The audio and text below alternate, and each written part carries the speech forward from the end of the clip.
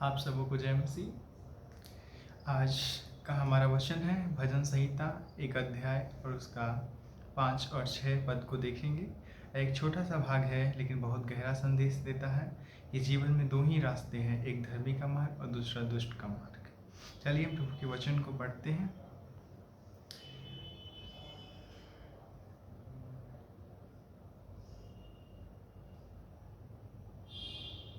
प्रभु का वचन कुछ इस प्रकार कहता है,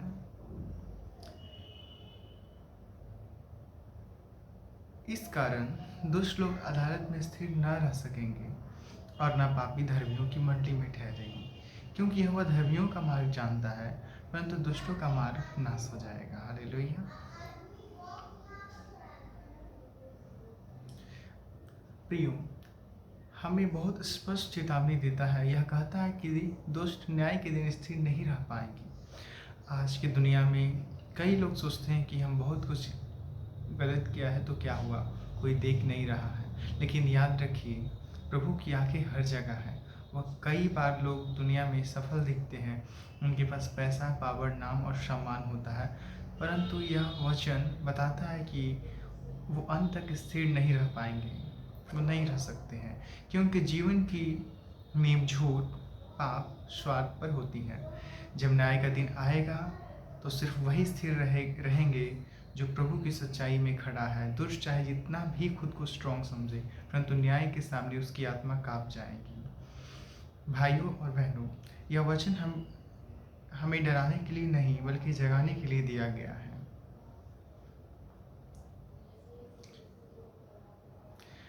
यह बहुत गहरा वचन है।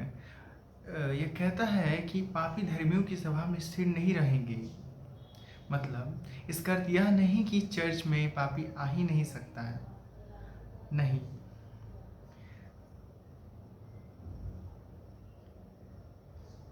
चर्च तो हॉस्पिटल है जहाँ टूटे लोग आते हैं, लेकिन इसका अर्थ यह है कि जो व्यक्ति जानबूझकर पापों को पकड़े रहता है, जो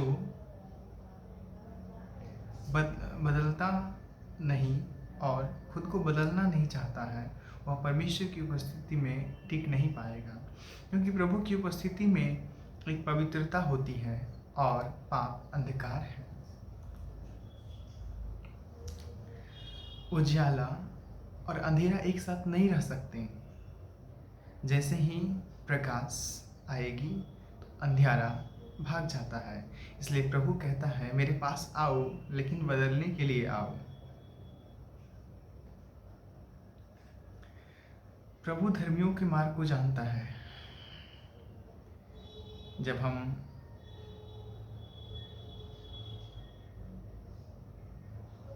छठे पद को पढ़ते हैं तो लिखा है, प्रभु धर्मियों का मार्ग को जानता है।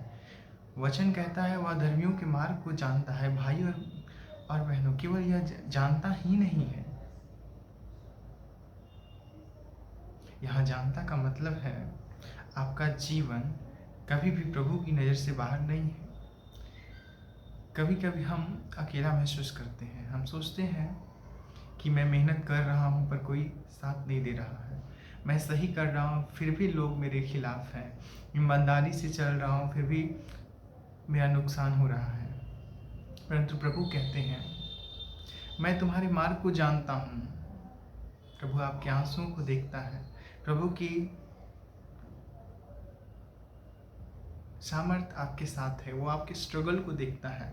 प्रभु आपकी मेहनत को देखता है। प्रभु आपके निवेदन को सुनता है। और वचन कहता है कि दुष्टों का मार्ग नाश हो जाएगा।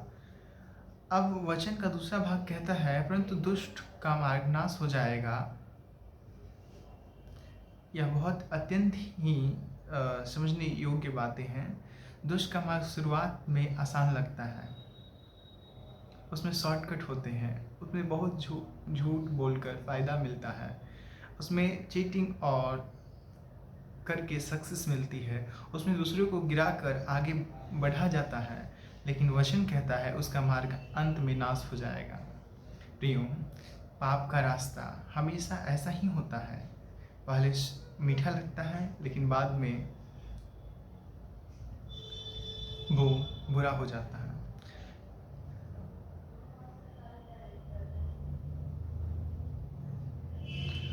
दुष्ट सोचता है कि मैं बहुत चालाक हूँ, परंतु प्रभु का न्याय उसे पकड़ लेता है, क्योंकि दुनिया का न्याय कभी कभी गलत हो सकता है, लेकिन प्रभु का न्याय कभी भी गलत नहीं हो सकता है। आज हमने सीखा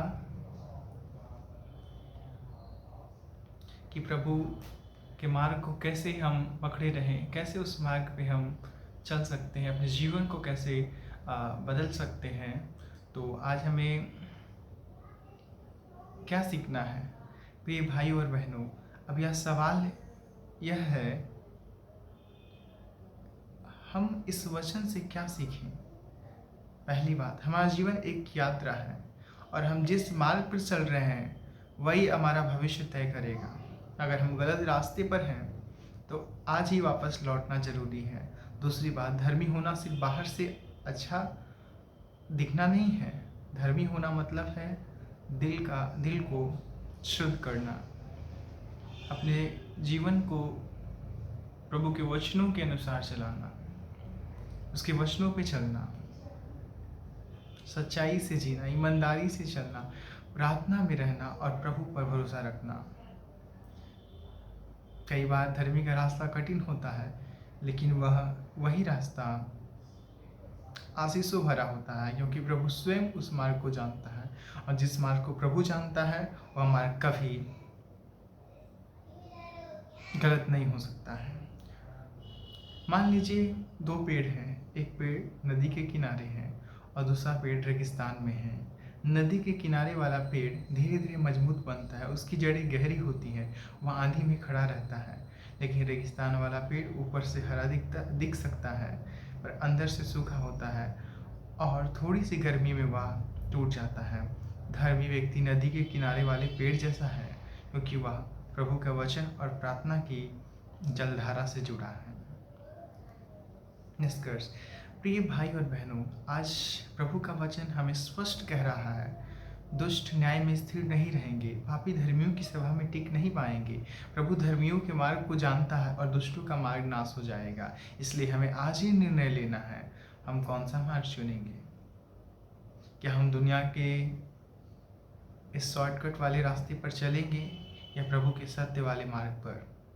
मैं आपसे कहना चाहता हूँ, धर्मी का मार्ग कठिन हो सकता है, लेकिन वह आशीषों भरा होता है। आज के वचन से प्रभु हम सबको आशीष दे। Thank you.